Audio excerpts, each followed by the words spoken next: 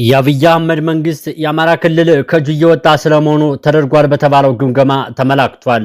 ዘመነ ካሴ በበኩሉ የመጨረሻ የተባለ ማጥቃት ለማድረግ እየተዘጋጀ እንደሚገኝ ተነግሯል። ዘመነ ካሴ በሁሉም ቀጠና ያሉ የፋኖ ኃይሎችን ለመደበኛው ውጊያ እንዲዘጋጁ እያደረገ እንደሚገኝ ተመላክቷል። ሰሞኑን በተለይም በአማራ ክልል የተለያዩ ከተሞች በተካሄዱ ወታደራዊና ህዝባዊ መድረኮች ክልሉ ከፌዴራል መንግስቱ አስተዳደር ሙሉ ለሙሉ በሚባል መልኩ እየወጣ እንደሚገኝ ተደርሶበታል ተብሏል። የአማራ ክልላዊ አስተዳደር ማጣት ለፌዴራል መንግስቱ የስልጣን ቆይታ ጠንቅ እንደሆነ ጀነራሎች ስለመናገራቸውም ተጠቁሟል። የክልሉ አስተዳደርን ላለማጣት ወይም አሉ የሚባሉ ወታደራዊ ትጥቆችን ተጠቅሞ ሙሉ ለሙሉ መቆጣጠር ወይም ተሸንፎ ቢሆን መደራደር እንደሚገባ ስለመወሰኑ የውስጥ ምንጮች ሹክ ብለዋል። የተከበራችሁ የሚዲያችን ተከታታዮች ሰላም ጤና ይስጥልን። በዚህ መሰናዶ የፌዴራል መንግስቱ የገባበትን አጣብቂኝና የዘመነ ካሴን የማጥቃት ዝግጅት እንዲሁም የጦር ብዛት እናስቃኛችኋለን። አብራችሁን ዝለቁ። የፋኖ ኃይሎች ከሽምቅ ውጊያ ወጥተው መደበኛ ውጊያ ለማካሄድ የሚያስችል ጦር መገንባታቸውን ከታማኝ ምንጮች አረጋግጠናል። የፋኖ ኃይሎች በሁለት ዓመት ጊዜ ውስጥ ራሳቸውን በሽምቅ ውጊያ ውስጥ በማሳለፍ በመከላከልና በማጎልበት ወደ መደበኛ ውጊያ ማድረጋቸውን ምንጩ ተካፍየበታለሁ ካለው ስብሰባ መስማቱን ጠቅሶ ተናግረዋል። የሽምቅ ተዋጊ ለመደበኛ ውጊያ መብቃቱን የሚያረጋግጡባቸው መመዘኛዎች በጠቅላላ ተሟልተዋል የሚሉት ምንጩ የፋኖ ሰራዊት ህልቆ መሳፍርት ሆኗል ብለዋል። የሽምቅ ተዋጊዎች ከሽምቅ ውጊያ ስልት ወጥተው መደበኛ የሚባሉ ውጊያዎችን ለማካሄድ መመዘኛዎች ከአምስት እንደማይበልጡ በመድረኩ ተነስተው ውይይት ተካሂዶባቸዋል የሚሉት ምንጩ የፋኖ ኃይሎች በአምስቱ መመዘኛዎች ብቁዎች ሆነው ተገኝተዋል ባይ ናቸው። እንደ መረጃ ምንጩ ገለጻ የሽምቅ ተዋጊዎች መደበኛ ውጊያ ለማካሄድ ቀዳሚው ነጥብ በስልጠና የዳበረ የሰው ኃይል መገንባት የሚለው ነው። የፋኖ ኃይሎች በስልጠና የተገነባ ንቁ ተዋጊ ኃይል ከጊዜ ወደ ጊዜ በመገንባት ላይ ናቸው። መደበኛ ጦርነት እውነት ትልቅና በደንብ የሰለጠነ ሰራዊት ያስፈልገዋል የሚሉት ወታደራዊ ሊቁ ፋኖ ለዚያ የበቃ ነው ብለዋል።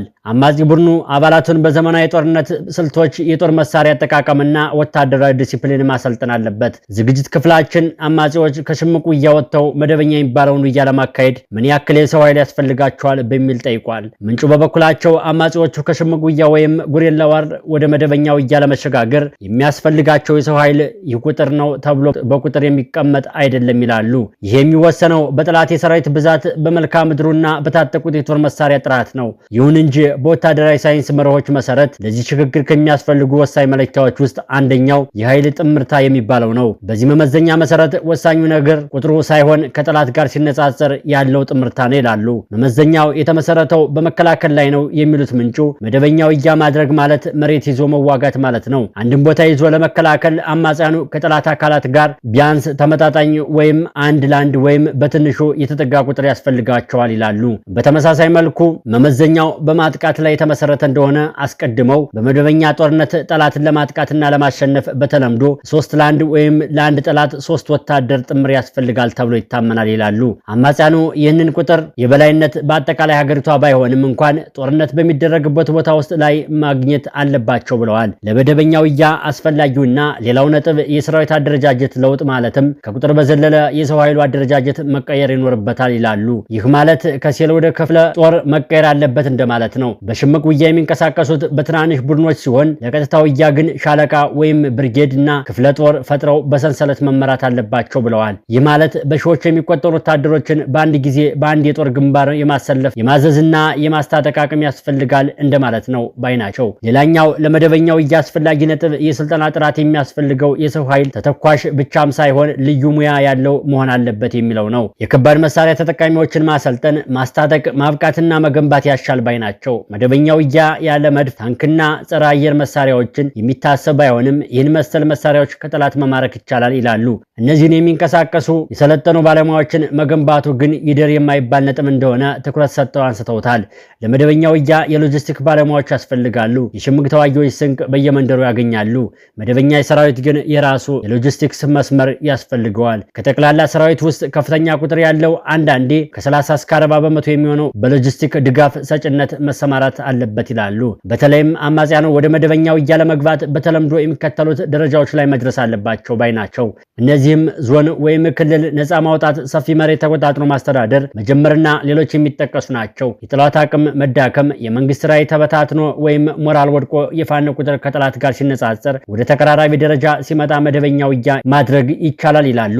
ይህንን የሚለው ወታደራዊ ሳይንሱ ነው። በእርግጥ የፋኖ ኃይሎች በወታደራዊ ሳይንሱ ከተዘረዘሩት ውስጥ የማያሟሉት ነገር ቢኖር ከባድ መሳሪያዎችን ብቻ ነው ባይ ናቸው። ምንም እንኳን የመረጃ ምንጩ እንደሚሉት ፋኖቹ በቂ የሰው ኃይል ሳይኖራቸው ለምሳሌም ከጠላት በታች ሆነው ወደ መደበኛ ውጊያ ከገቡ የመንግስትን ሰራዊት ባለው ከባድ መሳሪያና የሰው ኃይል ብልጫ በቀላሉ ሊደመሳቸው ይችላል። በርካታ ወታደራዊ ሳይንስ አዋቂያን አንድ ሽምቅ ተዋጊ ወደ መደበኛ ውጊያ ለማሳደግና ለመቀየር ቢያንስ በተወሰኑ የጦር ግንባር ከጠላት የላቀም እኩል የሰው ኃይል ማሰለፍ፣ የከባድ መሳሪያ ድጋፍ ማግኘትና አስተማማኝ የሎጂስቲክስ መስመር ያስፈልጋቸዋል ይላሉ። እንደ ፋኖ ኃይሎች መረጃ ከላይ ባለሙያዎች የጠቀሷቸው በጠቅላላው ተሟልተዋል። የፋኖ ኃይሎች እስካሁን ድረስ አመራር መመደብ ሆነ አንድ መሆን አልቻሉም። በዚህ ሁኔታ መደበኛ ውጊያ ማካሄድ ከባድ እንደሚሆን መናገር አያስፈልገውም። የአመራርና የትዕዛዝ መዋቅር ማጠናከር ለመደበኛ ውጊያ ቀዳሚው መስመር ነው። መደበኛ ያልሆነ ውጊያ ወደ መደበኛ መዋቅር ሲቀየር ግልጽ የሆነ የትዕዛዝ ሰንሰለትና ወታደራዊ ተዋረድ መዘርጋትም አስፈላጊ ነገር ነው። ይህ ለውጊያ ቅንጅትና ለዲሲፕሊን ወሳኝ መስመር እንደሆነ የሚነገር ነው። መደበኛ ጦርን ማስኬድ እጅግ ውድ ነገር ነው። ቡድኑ ወጥነት ያለው የገንዘብ ድጋፍ፣ የጦር መሳሪያ ግዥና ሌሎች ወጪዎችን ለመሸፈን ዘላቂ ምንጮች ለምሳሌ የውጭ ድጋፍ ወይም የሀብት ቁጥጥር ማግኘት አስፈላጊ ነገር ሊሆንበት እንደሚችልም የሚታመን ነገር ነው። የሆነ ሆኖ የፋኖ ኃይሎች መሪው ዘመነ ካሴ በቅርቡ መደበኛ ውጊያዎችን ለማድረግ በስንድት ላይ እንደሚገኙ ምንጩ ነበርኩበት ባሉትና አንድ ሚስጥራዊ ስብሰባ መናገሩን ጠቅሰው ተናግረዋል። የአማራ ሕዝብ ለፋኖ ኃይሎች ያለው ድጋፍ አሁንም እንደቀጠለ ነው የሚሉት ምንጩ ሕዝባዊ መሰረት ያለው ውጊያ አሸናፊ እንደሚሆን ምንም ጥርጥር የለውም ባይ ናቸው። የአማራ ሕዝብ ጦርነት ውስጥ ከገባ ከጥቂት 7 ዓመታት ተሸጋግሯል። የተራዘመ ጦርነት ሕዝብን ማሰልቸቱ፣ ኢኮኖሚን ማድቀቁ አይቀሬ ነገር ነው። ውጊያ በተፈጥሮ የሚመገበው ኢኮኖሚ ነው። ምንጩ ይህንን በመጥቀስ ህዝባዊ መሰረታችሁን እንዳታጡ ምን እየሰራችሁ ነው በሚል ጣቢያውን ጠይቆታል። በምላሹም የተራዘመ ግጭት የአንድን ሀገር ኢኮኖሚ በእጅጉ ያወድማል፣ ግን የሚወድመው የህዝቡ ብቻ ሳይሆን የመንግስትም የዋጋት አቅም ጭምር ነው ይላሉ። የተራዘመ ግጭት የሰውና የካፒታል ሀብት ያወድማል። ግጭቶች መሰረተ ልማቶችን ማለትም መንገዶችን፣ ድልድዮችን፣ ሆስፒታሎችን፣ የኃይል ማመንጫ ጣቢያዎችን ጭምር እንደሚያወድምም ግልጽ ነው። እንዲሁም የሰውን ህይወት ይቀጥፋል ወይም ይጎዳል። ይህም ለወደፊት ኢኮኖሚያዊ እንቅስቃሴ የሚያስፈልጉ ቁልፍ ሀብቶችን የሚያሳጣ ተግባር ነው። ሌላው የተራዘመ ግጭት የምርት እና የንግድ መስተጓጎልን የሚያስከትል ነገር ነው። የዕለት ተዕለትን የንግድ እንቅስቃሴዎችን ይቆማሉ ወይም እንዲቀንሱ ይደረጋሉ። ፋብሪካዎች ይዘጋሉ። የእርሻ መሬቶችም ጥቅም ላይ መዋል ያቆማሉ። እናም የትራንስፖርት መስመሮች በመዘጋታቸው እቃዎችና አገልግሎቶች እንዲሁም የአቅርቦቶች ሰንሰለቶችም ይቋረጣሉ። የተራዘመ ግጭት የዋጋ ንረትና የገንዘብ ዋጋ መቀነስን ያስከትላል። የምርት እጥረት ሊከሰት ይችላል። መንግስት ለጦርነት ወጪ በመሸፈን ብዙ ገንዘብ ሊያተምና ሊያሳትም ይችላል። የዋጋ ንረት በከፍተኛ ደረጃ ይጨምራል። የሀገሪቷ የገንዘብ ዋጋ በዓለም አቀፍ ደረጃ እጅግ እንዲወርድ ይደረጋል። በተመሳሳይ መልኩ የተራዘመ ግጭት የኢንቨስትመንት ፍሰቱን ያቋርጣል ወይም ካፒታል ፍላይት እንዲፈጠር ያደርጋል። የሀገር ውስጥም ሆነ የውጭ ባለሀብቶች ንብረታቸውንና ገንዘባቸውን ይዘው ወደ ተረጋጉ ሀገሮች ለመሄድ ይገደዳሉ። ይህም ለአዲስ ፕሮጀክቶችና ለኢኮኖሚ እድገት የሚያስፈልገውን የገንዘብ ፍሰት እንዲቋረጥ ማድረጉ የታመነ ነው። በተመሳሳይ መልኩ መንግስት የተራዘመ ግጭት ለዕዳና ለገንዘብ ድጋፍ ፍላጎት ያጋልጣል። መንግስታት የጦር ወጪያቸውን ለመሸፈን የውጭና የውስጥ ብድር ይወስዳሉ። ይህም ከግጭቱ በኋላ ለረጅም ጊዜ የሚቆይ ከፍተኛ የዕዳ ጫናን ይፈጥራል። የመጨረሻው ነጥብ የተቋማት መዳከምን ያስከትላል። ግጭት የመንግስትን የመሰብሰብ አቅም ያሳንሳል፣ እንዲሁም የህግ በላይነትንና የመንግስት ተቋማትን ያዳክማል። ይህም ከግጭት በኋላ የኢኮኖሚ ማገገሚያን እጥረቶችን እንዲወሳሰቡ እንደሚያደርግ ግልጽ ስለመሆኑ አንስተው አብራርተዋል። መፍትሄውም የግጭቱን ጊዜ ማሳነስና ማሸነፍ አለያም መደራደር ነው ባይ ናቸው። የፌዴራል መንግስቱ በበኩሉ አማራ ክልል ከአስተዳደሩ እየወጣ ስለሆነ አማራ ክልልን አጣው ማለት የተረጋጋች ሀገር ለመምራት እንደሚቸገር በስብሰባው ተነስቷል። የሀገሪቱ የፖለቲካ የስበት ማዕከል የአማራ ክልል ነው። የአማራ ክልል አይደለም ከአስተዳደር ወጥቶ ቀርቶ ጣልቃ የማይገባበት መንግስት ቢሆን እንኳን ለፌዴራል መንግስቱ አደገኛ እንደሚሆን ፖለቲከኞች ያነሳሉ።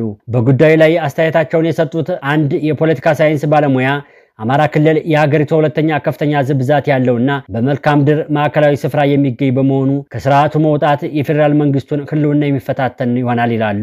የአማራ ክልል ከስርዓቱ አስተዳደር ከወጣ በቀሪዋ ኢትዮጵያ ላይ የፌዴራል ስርዓት መናጋትና የፖለቲካ ቀውስ ሊፈጠር ይችላልም ሲሉ ያክላሉ። የአንድ ትልቅ ክልል መውጣት ለሌሎች ክልሎች በተለይ ለትግራይና ለኦሮሚያ ክልል ተመሳሳይ ጥያቄዎችን በይበልጥ እንዲያነሱ እንደ ማበረታቻ ሆኖ ያገለግላል ሲሉ ያክላሉ። ይህም የፌዴራል መንግስቱ በሀገሪቱ ላይ ያለውን ስልጣን እና ህጋዊነትን ሙሉ በሙሉ እንዲያጣ እንደሚያደርገው አንክሮ ይሰጣሉ። የአማራ ክልል ከስርዓቱ ሙሉ ለሙሉ ቢወጣ ወይም ከአብይ አህመድ አስተዳደር ቢነጠል የሚከሰተው ሌላው ነጥብ በስርዓቱ ላይ የመፍረስ አደጋ መደቀኑ ነው ባይ ናቸው። ኢትዮጵያ ቀድሞውንም በብሔር ፌዴራሊዝም ላይ በተመሰረቱ ውስጥ ያለችው ሀገር በመሆኗ የአማራ ክልል ከቁጥጥር ውጭ መውጣቱ የሀገሪቱን የፖለቲካ ቁልፍ በመቀየር መፍረስ ሊያስከትል ይችላልም ሲሉ ያክላሉ። ሌላው ነጥብ አዲስ አበባ ላይ የሚመጣው የፖለቲካ ኢኮኖሚና የዲፕሎማሲ ጫና ነው። አዲስ አበባ በጂኦግራፊ አቀማመጧ ከአማራና ከኦሮሚያ ክልል ጋር የተቆራኘች በመሆኗ ክልሉ ከአብይ አህመድ አስተዳደር ማውጣት በከተማዋ የፖለቲካና የጸጥታ ሁኔታ ላይ ከፍተኛ ተጽዕኖ ይኖረዋል ይላሉ ባለሙያው። ሌላው ነጥብ ከፍተኛ የኢኮኖሚ ውድቀት ያስከትላል የሚለው ነው። የግብርና የገቢ ምንጮች ሊጠፉ ይችላሉ። የአማራ ክልል ለሀገር አቀፍ ኢኮኖሚዎች ትልቅ አስተዋጽኦ ያለው ክልል ነው። በተለይም ግብር፣ የሰው ኃይል፣ የእርሻ ምርቶችን ወዘተ የሚገኝበት ክልል እንደመሆኑ መጠን የኢኮኖሚ መዳከም ሊያስከትል ይችላል። ሌላውና ትልቁ ነጥብ የፌዴራል ሰራዊትን መዳከምም ያስከትላል። የአማራ ክልል ለኢትዮጵያ መከላከያ ሰራዊት ወሳኝ የሆነ የቅጥርና የኃይል ምንጮችን እንደሚያቀርብ የሚታመን ነው። ክልሉ ራስ ገዝ ከሆነ የመከላከያ ሰራዊቱ አቅሙ በእጅጉ እየተዳከመ እንደሚመጣም ያደርጋል ይላሉ። የውስጥ ግጭቶች መባባስንም እንደሚያስከትል ባለሙያ አብራርተዋል። ከዚሁ በመነሳት ይመስላል ጠቅላይ ሚኒስትሩ የሚከፈለው መስዋዕት ተከፍሎም ቢሆን አማራ ክልል ከአስተዳደራቸው እንዲያወጣ መደረግ አለበት ማለታቸው። በክልሉ ያለው ግጭት የፌዴራል መንግስቱን ኃይሎች እያዳከማቸውና እያሰለቻቸው ሲሆን አዋጊ መኮንኖች በወሰዱት ግምገማ ክልሉ ከአብይ አህመድ አስተዳደር እየወጣ ነው። ይህንን ተከትሎም አብይ አህመድ የሚወስደው ማንኛውም እርምጃ ተወስዶ ክልሉ ሙሉ ለሙሉ ወደ አስተዳደሩ እንዲመለስ መወሰኑንም ምንጮች ተናግረዋል። በአማራ ክልል የተካሄደውን ወታደራዊ ስብሰባዎች ተከትሎ በተወሰደው ግምገማ ክልሉ ከአስተዳደራቸው የመውጣቱን ነገር ጫፍ መድረሱ የተረጋገጠ ሲሆን ለማስመለስ ጠንካራ ወታደራዊ ዘመቻ ለማድረግ ስለመወሰኑም ተመላክቷል። ለአሁኑ በዚሁ አበቃን። ቸር ያቆየን።